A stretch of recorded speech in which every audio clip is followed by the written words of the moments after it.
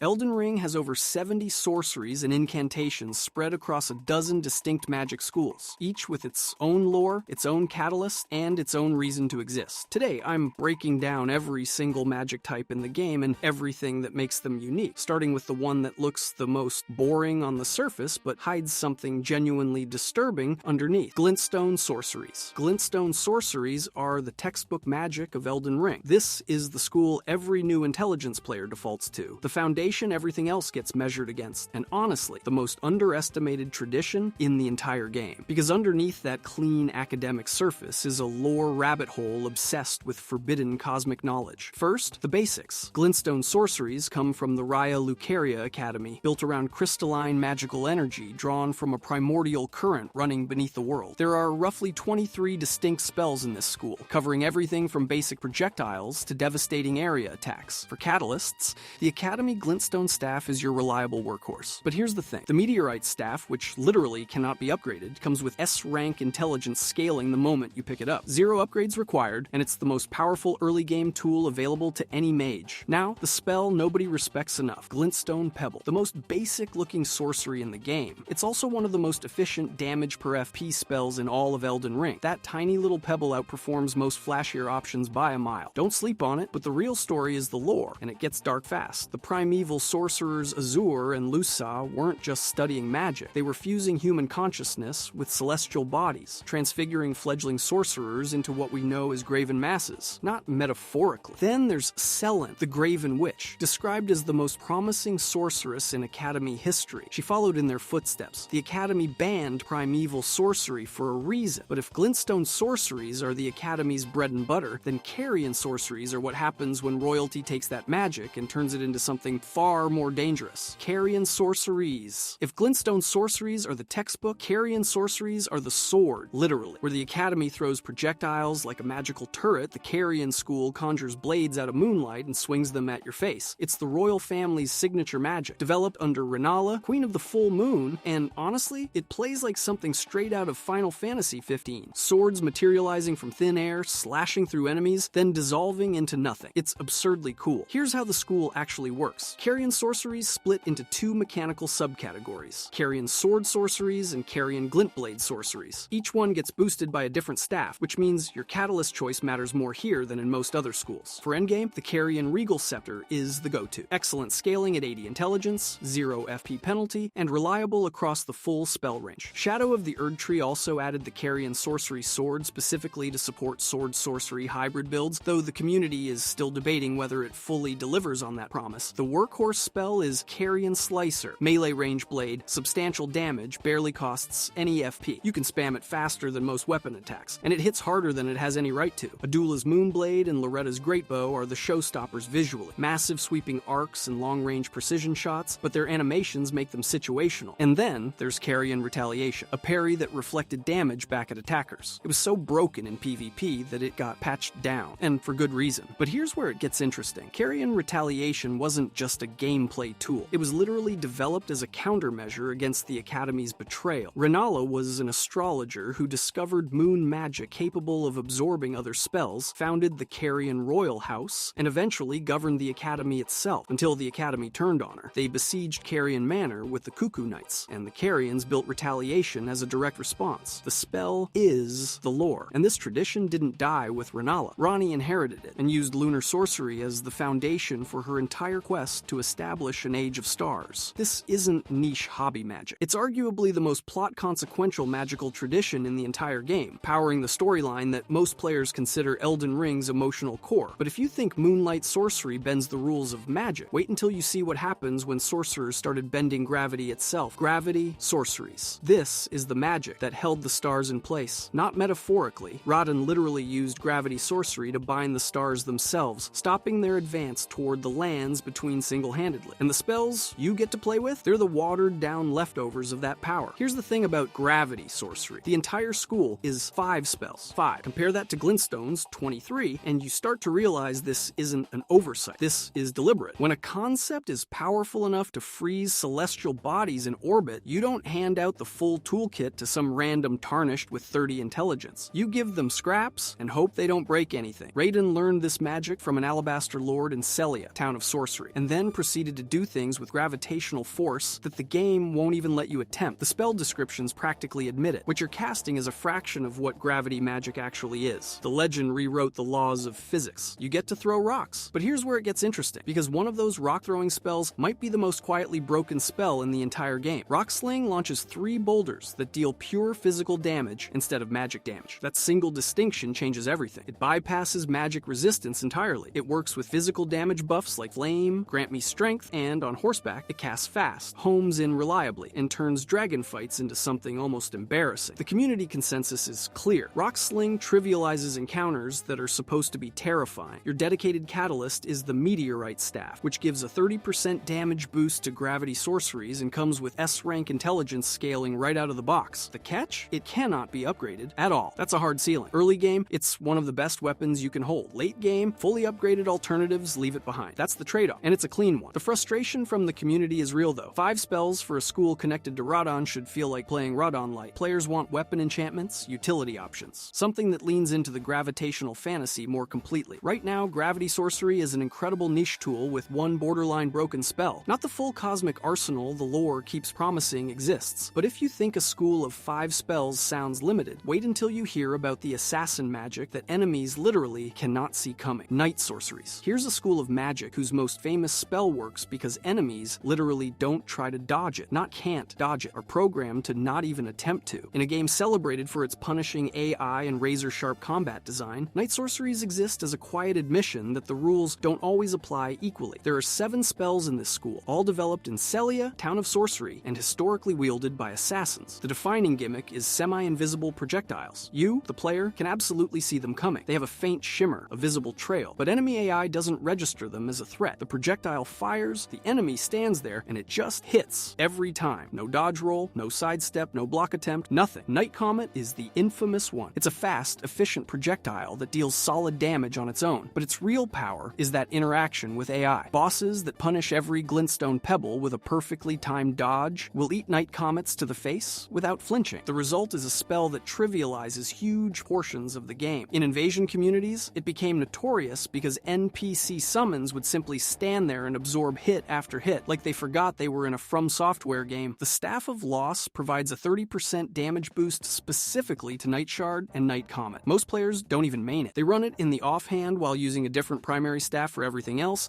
essentially extracting the school's 2 best spells without committing a full build to it. It's one of the most efficient hybrid setups in the entire game. But here's where it gets interesting. The lore behind night sorceries is genuinely deeper than the invisible projectile spam reputation suggests. The magic traces back to the Eternal Cities, the underground Nox civilization that rebelled against the Greater Will and got banished beneath the earth as punishment. Their sorcery eventually passed to Celia's practitioners, who promptly weaponized it into a full assassination tradition. Night Maiden's Mist and the remaining spells fill area control and life drain roles. But let's be honest, Night Comet is the entire conversation. Community opinion is split. Some call it the most overpowered spell in the game and a sign of fundamentally broken AI. Others argue it's a legitimate reward for specializing in a school that most players completely ignore. Either way, the most common request from the community is a full suite of illusion and trickery spells that would make the school feel more like what its assassin origins actually imply: less invisible damage projectile and more genuine deception magic. Speaking of magic that comes from places it probably shouldn't, let's talk about a school that draws power from something far stranger than underground cities: finger sorceries. This is the most cosmically ambitious magic school in the entire game, and it has 4 spells. 4. Let that sink in for a second. Finger sorceries arrived with Shadow of the Erd Tree, tied exclusively to Count Emir's questline at the Cathedral of Manus Meter. These spells channel the otherworldly power of the Fingers, who served the Greater Will, making them philosophically alien to everything else in the sorcery system. We're talking about magic derived from an outer god entity, knowledge transmitted through microcosms held between the tail fingers of Maytyr, Mother of Fingers, entire universes compressed into impossibly small channels of cosmic communication. This is the deepest, weirdest lore foundation of any sorcery school in the game, and they gave it 4 spells. But before we get into the roster, we need to talk about the elephant in the room. Finger sorceries require pure intelligence. No arcane, no faith, just intelligence. Sounds straightforward, except the dedicated catalyst for this school, the Maternal Staff, scales with both intelligence and arcane. That arcane scaling is the weird part. You don't need a single point of arcane to cast these spells, but the staff that's supposed to boost them actively rewards it. The community has been going back and forth on this since launch. Some players players argue it's intentional, a design choice meant to force creative hybrid optimization. Others are convinced it's a development oddity that signals cut content. Nobody has a definitive answer. The Finger Robe provides an 8% damage boost as an alternative path, but the arcane scaling on the maternal staff still feels like a puzzle with a missing piece. Now, the spells themselves. Glintstone Nail and Glintstone Nail's fire projectiles with ricochet mechanics, meaning they change trajectory when they hit environmental obstacles. That's genuinely unique in the sorcery system. Cherishing Fingers provides defensive and supportive utility. And then there's Microcosm, which manifests an entire universe represented in a greatly reduced scale, used for cosmic communication rather than combat. So even within just 4 spells, you get offense, defense, and utility. The school structurally looks like standard Glintstone sorcery, but its philosophical origin is completely alien to conventional magic. The community wants more. Players have half-jokingly suggested expansions like Glintstone Slap, Glintstone Flick, and Provoking Finger. But the underlying point is real. 4 spells doesn't constitute a fully realized school. There's also a widely discussed missed opportunity here. Given the Outer God connection and the maternal staff's arcane scaling, this could have leaned harder into being a hybrid school for arcane builds. Instead, the spells themselves are locked to pure intelligence, with a catalyst that hints at something bigger. It feels like something that was meant to be more got cut down during development, but if Finger sorceries channel the cosmic will of an Outer God through 4 spells, wait until you see what the Erd Tree's golden power does with 19